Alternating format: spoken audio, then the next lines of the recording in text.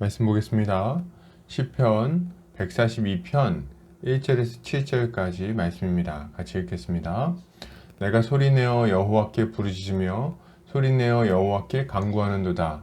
내가 내 원통함을 그의 앞에 토로하며 내 우환을 그의 앞에 진술하는도다. 내 영이 내 속에서 상할 때에도 주께서 내 길을 아셨나이다. 내가 가는 길에 그들이 나를 잡으려고 올무를 숨겼나이다. 오른쪽을 살펴보소서. 나를 아는 이도 없고 나의 피난처도 없고 내 영혼을 돌보는 이도 없나이다. 여호와여, 내가 주께 부르짖어 말하기를 주는 나의 피난처시오 살아있는 사람들의 땅에서 나의 분기시시라 하였나이다. 나의 부르짖음을 들으소서. 나는 심히 비천하니이다. 나를 핍박하는 자들에게서 나를 건지소서. 그들은 나보다 강하니이다. 내 영혼을 옥에서 이끌어내사 주의 이름을 감사하게 하소서. 주께서 나에게 갚아주시리니 의인들이 나를 두르리이다. 아멘. 시편 142편 1절에서 7절까지 우환이 가득할 때라는 제목으로 말씀 보도록 하겠습니다. 신자도 이 땅에서 여러 가지 원통한 일을 당하며 살아갑니다. 우리의 인생에는 우환거리들이 있다는 말이죠. 이러한 때에 신자는 어떻게 해야 될까요? 오늘 본문을 통해서 살펴보도록 하겠습니다.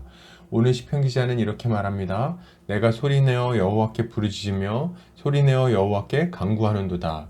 내가 내 원통함을 그의 앞에 토로하며 내 우환을 그의 앞에 진술하는도다. 시편 기자는 자신이 소리내어서 하나님께 부르짖고 있다고 말합니다. 그는 조용히 기도하고 있지 않습니다. 그는 큰 소리로 하나님께 부르짖고 있죠. 하나님이 자신의 원통함을 돌아보시고 자신의 근심을 살펴보아 알아주시기를 구하고 있는 것입니다. 이것은 히스기야 왕이 아수르 군대의 조롱을 당한 후에 성전에 올라갔던 모습을 생각나게 합니다. 히스기야 왕은 원수들이 하나님을 조롱한 편지를 펼쳐놓고 하나님 앞에 자신의 원통함을 소리 높여 아뢰고 기도합니다. 그리고 하나님은 그의 기도에 신속히 응답하시는 것을 보게 되는 거죠.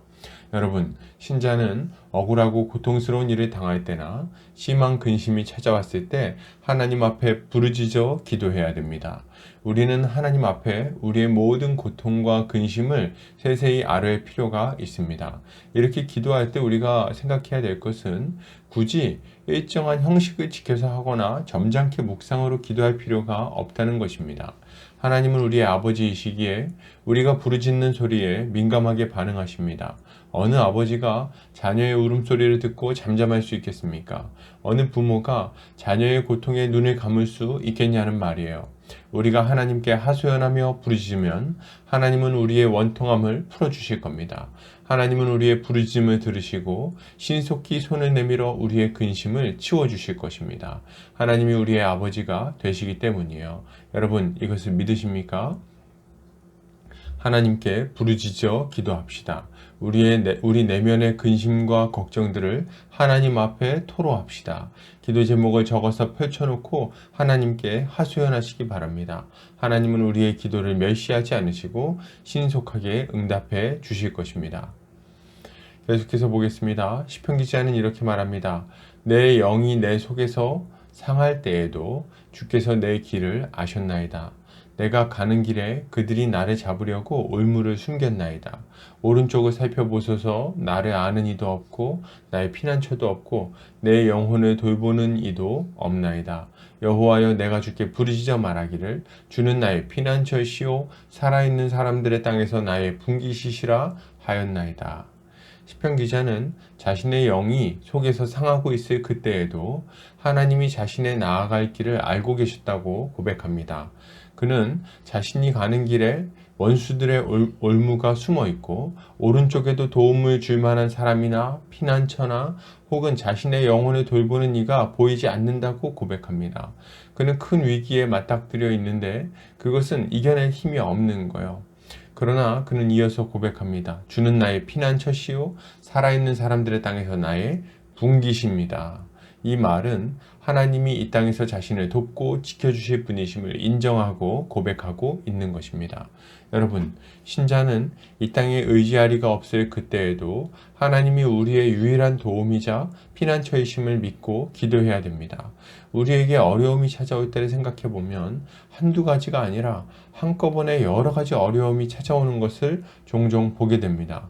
어려움이 있어도 도움을 청할 이가 있으면 괜찮은데 그런 도움의 손길까지도 끊어지는 일들이 많다는 거죠. 이런 때가 되면 사람은 궁지에 몰려서 삶을 포기하는 극단적인 선택을 하게 되기도 합니다. 그러나 신자는 다릅니다. 신자도 영혼이 상한다고 표현할 정도로 낙심할 때가 찾아오기는 하지만 이러한 때에도 우리를 지켜 보호할 수 있는 분이 곁에 계심을 믿기 때문에 그래요. 우리의 피난처 되시는 하나님은 우리가 이 땅에서 소망을 잃고 끊어지지 않도록 우리를 지켜 보호해 주십니다. 우리의 영혼을 돌보실 뿐만 아니라 우리를 두렵게 하는 위협에서도 우리를 지켜주세요. 그리고 우리가 이 어려움을 헤쳐나가서 당당하게 일어설 수 있도록 우리 안에 새로운 능력을 부어주십니다. 여러분 이걸 믿으십니까? 우리는 하나님께 기도해야 돼요. 사람들은 우리를 돕지 못할지라도 하나님은 우리를 도우실 수 있기 때문입니다. 그는 우리의 상한 마음을 살펴보시고 위로하실 거예요. 그리고 다시 일으켜 놀라운 능력으로 살아가게 하실 것입니다. 계속해서 보겠습니다. 시편 기자는 이렇게 말합니다. 나의 부르짖음을 들으소서. 나는 심히 비천하니이다. 나를 핍박하는 자들에게서 나를 건지소서. 그들은 나보다 강하니이다. 내 영혼을 옥에서 이끌어내사 주의 이름을 감사하게 하소서. 주께서 나에게 갚아주시리니 의인들이 나를 두르리이다. 시편 기자는 하나님께 자신의 부르짖음을 들어달라고 기도합니다. 그는 자신이 지금 심히 비천하다고 말합니다. 자신을 핍박하는 강한 자들에게서 자신을 건지시고 감옥과 같은 이 상황에서 자신을 건져달라고 기도하는 거예요. 그리고 그렇게 하심으로 주님께 감사하며 의인들과 함께 살아가게 해달라고 간구하고 있는 것입니다. 여러분, 신자는 하나님께서 우리를 고통에서 건져내어 주심으로 계속해서 의로운 삶을 살아갈 수 있게 해달라고 기도해야 합니다. 우리는 하나님께 기도할 때 현재의 고난을 해결해 달라고만 기도하지 않아야 됩니다. 감옥에 갇힌 사람이 출소하고 나면 무엇을 할지를 고민하는 것처럼 우리는 이제 앞으로 어떤 삶을 살 것인지를 꿈꾸며 기도해야 한다는 말이죠. 우리는 고통에서 벗어나기 위해 살아가는 사람들이 아닙니다. 우리는 하나님이 주시는 복을 적극적으로 누릴 뿐만 아니라 이 땅에서 하나님의 뜻을 이루기 위해서 살아가는 자들이에요. 그렇기에 우리는 현재의 고통에서 우리를 건져주실 것을 간구하는 동시에 주님의 뜻을 이루는 의로운 삶을 살 수 있는 기회를 달라고 기도해야 됩니다. 주님의 뜻은 무엇입니까? 하나님을 사랑하고 이웃을 사랑하는 삶입니다. 우리는 하나님을 예배하고 이웃을 섬길 수 있는 기회를 얻어야 돼요. 우리의 시간으로, 물질로, 건강으로 이웃을 섬길 수 있도록 주의 도우심을 구해야 됩니다. 우리가 이렇게 기도할 때 주님은 우리의 기도에 선하게 응답해 주실 것입니다. 결론을 드립니다. 여러분, 신자는 원통한 일을 당하고 우환이 가득할 때 하나님의 은혜를 구해야 됩니다. 오직 그분만이 우리의 도움이 되시고 우리를 건져주실 수 있음을 인정해야 돼요. 그리고 주를 위해 더욱 힘있게 살 수 있게 해달라고 기도해야 할 것입니다. 오늘도 주의 은혜로 승리하는 성도님들 되시기를 주의 이름으로 축복합니다.